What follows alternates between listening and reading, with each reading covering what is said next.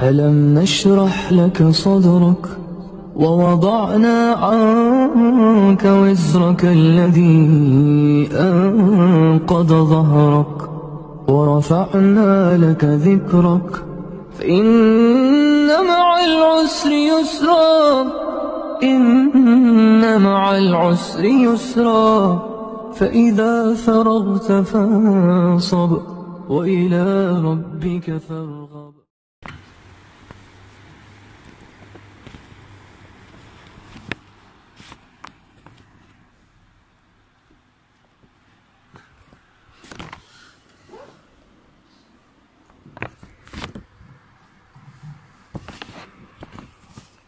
Louons au nom de Dieu, le clément, le miséricordieux par essence et par excellence. La louange est à Dieu Seigneur et Maître des mondes. Louange à Dieu, c'est toi que nous adorons. Seigneur Dieu, bénis et accorde tes bienfaits en abondance à Mohammed sallallahu alayhi wa sallam ainsi que la famille de Mohammed alayhim afdalus salatu wa taslim. De même que tu as béni et accordé tes bienfaits à Ibrahim d'entre les habitants des univers, ô hommes, craignez votre Seigneur. Le séisme qui précédera l'heure est une chose terrible. Le jour où vous le verrez, toute nourrice oubliera ce qu'elle allaitait et toute femelle enceinte avortera de ce qu'elle portait, et tu verras les gens ivres alors qu'ils ne le sont pas, mais le châtiment d'Allah est dur. Permettez-moi, chers frères et sœurs, que je vais faire une traduction simultanée suite à une intervention chirurgicale auprès de mon œil, que je vous demande de me faire des duas. Et je dirais, le thème de ce sermon, c'est la stratégie de retourner à Allah subhanahu wa ta'ala, comment le musulman en profite de cette occasion inestimable qui est le jeûne du mois de Ramadan. Nous vivons dans une période et dans des jours le meilleur qu'elle soit et le meilleur des nuits, parce qu'il faut dire que le jeûne du mois de Ramadan, c'est pas le jeûne, c'est pas le jour, mais le jour et la nuit. Si nous vivons une abstention de ne pas manger, de ne pas boire, de l'aube jusqu'au coucher de soleil, la nuit aussi, on vit une période de spiritualité et de prière. Et donc, les jours et les nuits pendant un mois durant. Ce sont les meilleurs. Ce sont les meilleurs de bien. Ce sont les meilleurs de bienfaisance, d'excellence, que le musulman doit exceller, doit parfaire son travail pour Allah subhanahu wa ta'ala, pour se rapprocher d'Allah subhanahu wa ta'ala, de demander le pardon et demander aussi de s'affranchir d'Allah de la gêne. Donc ce sont des jours qui sont bien limités, ce sont pas une éternité, ce sont un petit mois qui va à une vitesse, et nous sommes déjà le premier vendredi, presque une semaine, presque une décade qui est partie. Qu'est-ce qu'on a fait? Est-ce qu'on a vraiment profité de ces jours, de ces nuits, de ces temps pour s'améliorer, pour se parfaire? Ce sont des heures que le musulman doit arriver à un but. Le but, c'est, ô vous qui avez cru, le jeûne vous a été prescrit comme il a été prescrit aux gens qui vous ont précédés. Peut-être atteindriez-vous la piété, peut-être, mais on peut arriver à la piété. Mais pour arriver à la piété, il y a une stratégie qu'on va essayer d'élucider pendant ce sermon de vendredi. Ô jeûneurs, nous vivons dans une période de changement, de déstabilisation, une période où il y a des valeurs qui ont changé, où ces sites qui sont rentrés dans notre vie ont changé nos valeurs. Mais nos valeurs n'ont pas changé. Nos valeurs, ils sont toujours immuables. À nous de nous changer pour revenir, retourner, se repentir à Allah subhanahu wa ta'ala. Et si on veut profiter de ces jours et de ces nuits afin de parfaire, afin de charger entre parenthèses les batteries et d'être le meilleur, il faut qu'on retourne à Allah subhanahu wa ta'ala et que ce mois de Ramadan soit un mois de changement vers le meilleur. Et le meilleur est l'excellence et la purification. C'est un festival très important de ressources que les musulmans et la musulmane doivent en profiter.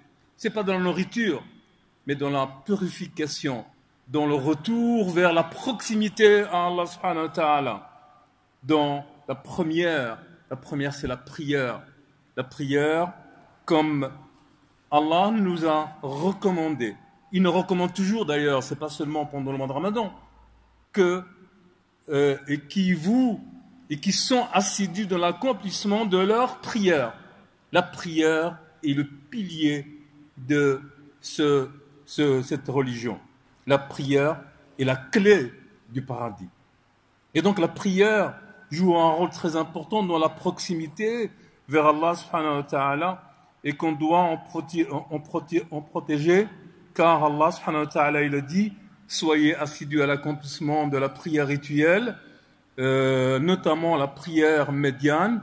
Tenez-vous prêts à observer le culte d'Allah avec humilité, avec khushu'.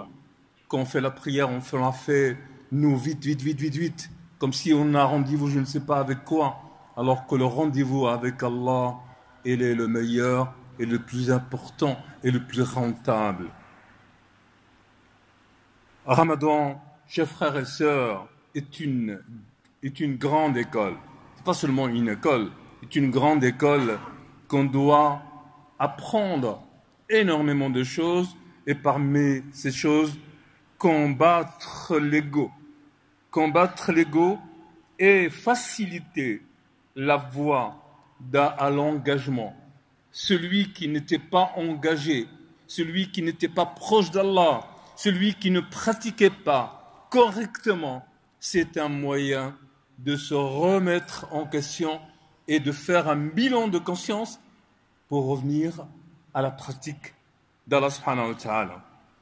Allah, il a dit: ceux qui luttent pour notre cause, nous le dirigeons vers la bonne voie. Allah assistera toujours ceux qui font le bien. C'est une chose qui est très importante, c'est une condition. Allah nous donne une promesse, mais à nous de faire un effort.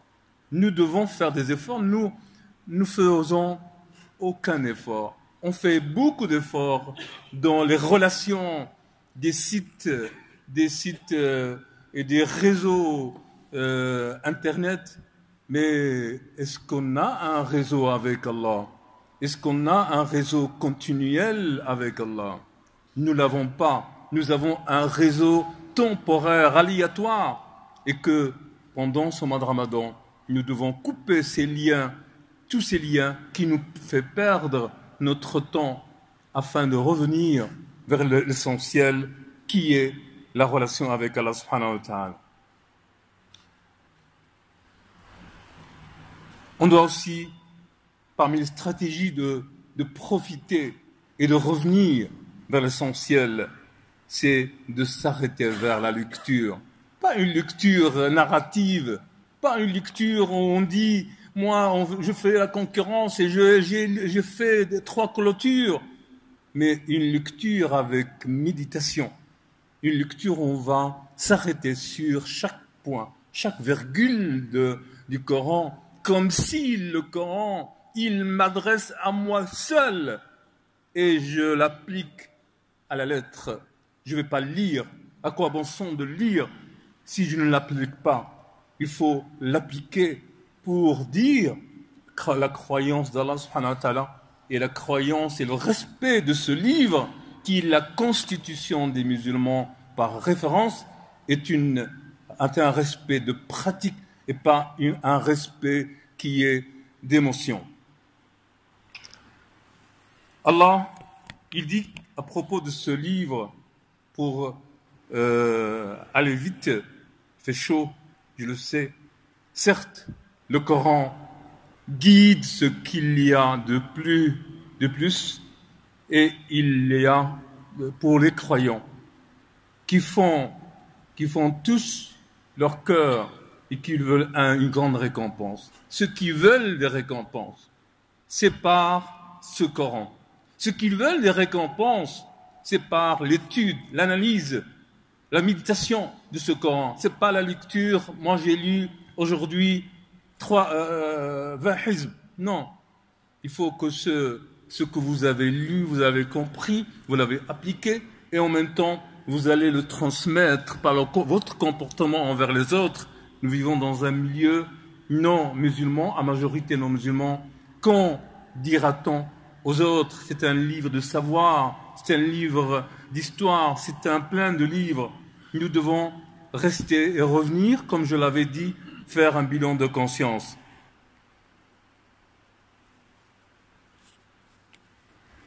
C'est un livre que Allah subhanahu wa ta'ala, voici un livre béni que nous avons fait descendre